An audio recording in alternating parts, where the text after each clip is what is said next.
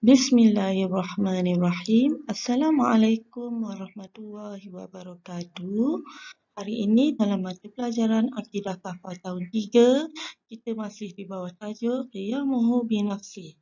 Tapi hari ini dalam bahagian kedua. Dalam bahagian kedua ni kita akan membincangkan mengenai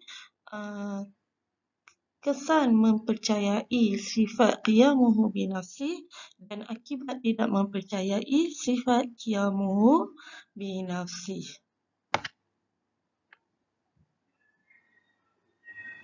Bila kita meyakini sifat qiyamuhu binafsi Allah ni akan membuatkan diri kita jauh daripada sifat sombong dan takbur. Sebab kita yakin hanya Allah je yang lebih berkuasa.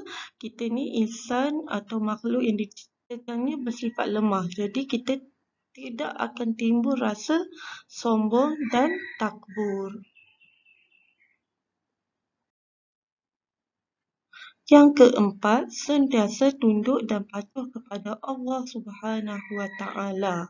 Yang kelima, dapat mempertingkatkan iman dengan mempercayai sifat wajib bagi Allah, dapat mempertingkatkan keimanan kita kepada Allah Subhanahu wa Ta'ala. Yang keenam, menguatkan rasa kecintaan kepada Allah Subhanahu wa Ta'ala. Okey, itu ialah 6 kesan mempercayai sifat qiyamuhu binafsi.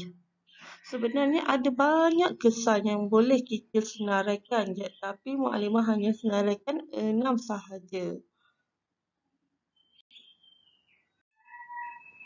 Okey, tadi kita bincangkan mengenai kesan mempercayai sifat qiyamuhu binafsi. Sekarang mari kita lihat apakah akibat jika kita tidak mempercayai sifat qiyamuhu binafsi. Pertama, diri menjadi angkuh dan sombong. Bila kita tidak mempercayai sifat qiyamuhu binafsi, membuatkan diri kita menjadi seorang yang sombong. Yang kedua, bangga dengan kesempurnaan diri sendiri. Ya, kita akan rasa bangga yang diri kita ni sempurna dan kita akan memandang rendah pada orang lain. Kita akan memperlekehkan orang lain.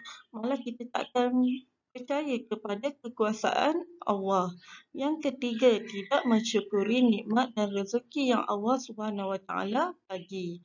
Okey, yang ni bila kita tidak mempercayai yang Allah itu lebih berkuasa, kita akan jadi seorang yang tidak bersyukur kepada nikmat dan rezeki Allah. Kita rasa apa yang kita dapat ni hasil usaha kita, bukannya daripada Allah Subhanahu Wa Taala. Sedangkan Allah yang menurunkan rezeki dan nikmat, tapi kita perlu mencari. Bila kita tidak mempercayai sifat qiyamuhu binafsi ni, kita akan rasa diri kita sempurna, kita akan rasa ini semua daripada diri kita sendiri, bukan dari Allah. Okey, yang keempat, berat dan ingkar menunaikan perintah Allah Subhanahu Wa Taala. Nak solat pun rasa malas, nak buat ibadat pun rasa malas, nak puasa pun rasa malas. Inilah kesannya.